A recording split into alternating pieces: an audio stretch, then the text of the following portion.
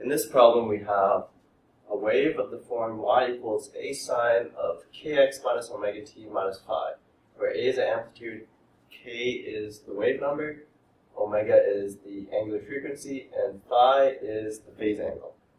So here, the top figure, we have a snapshot of the wave at t equals 0 as a function of distance. And in the bottom figure, we have a snapshot of the wave at x equals 0 as a function of time. So in part A, we're asked to find the wavelength of the wave, which is lambda. So from the top figure, we have a snapshot of the wave at a certain time, in this case t equals 0. So the wavelength of the wave is just going to be the distance that it takes the wave to complete one complete cycle. So it's going to be the distance between this point and this point, which is just 0.02 meters, if we read from the graph. Now in part B, we're asked to find the wave number of the wave. So the wave number k is given by 2 pi over lambda, which is 2 pi over 0.02 meters, which is equal to 100 pi times meters to the negative 1. Don't forget the units. So in part C, we're asked to figure out what the frequency of the wave is. So the frequency, nu, is equal to 1 over the period of the wave. So the period of the wave is going to be the time it takes for one point on the wave to complete one cycle of going up, down, and back to its original position. So from the bottom diagram, we see that for the displacement x equals 0, the period of the wave is just the distance between these 2 points. So we have that 1 over the period is equal to 1 over 0.4 seconds, which is just 2.5 hertz. Now in part D of the problem, we're asked to figure out what the angular frequency is, which is omega.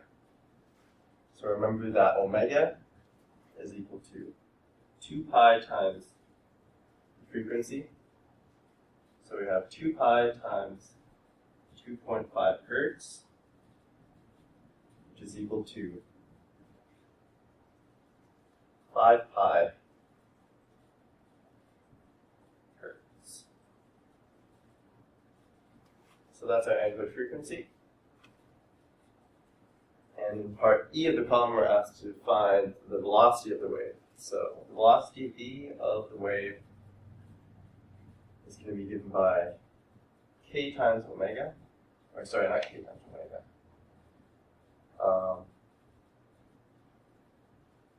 Lambda times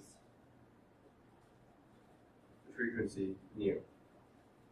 So lambda is 0.02 meters, and mu is going to be 2.5 hertz.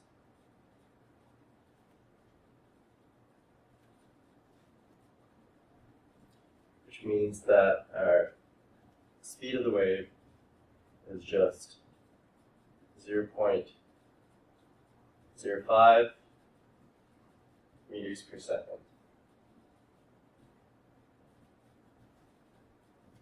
Finally, part F of the problem,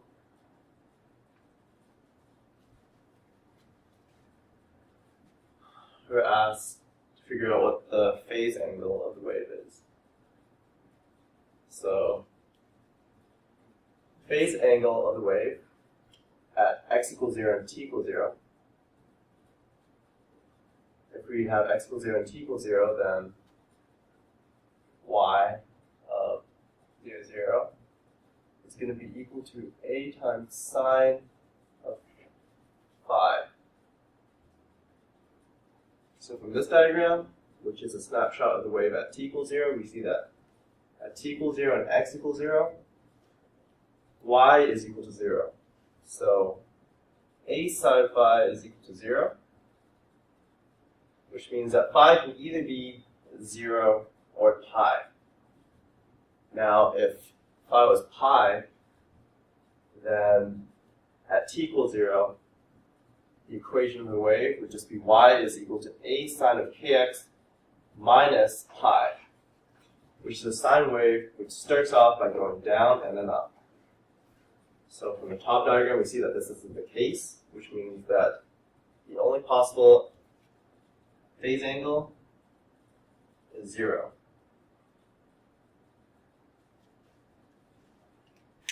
So those are the answers for part A through F.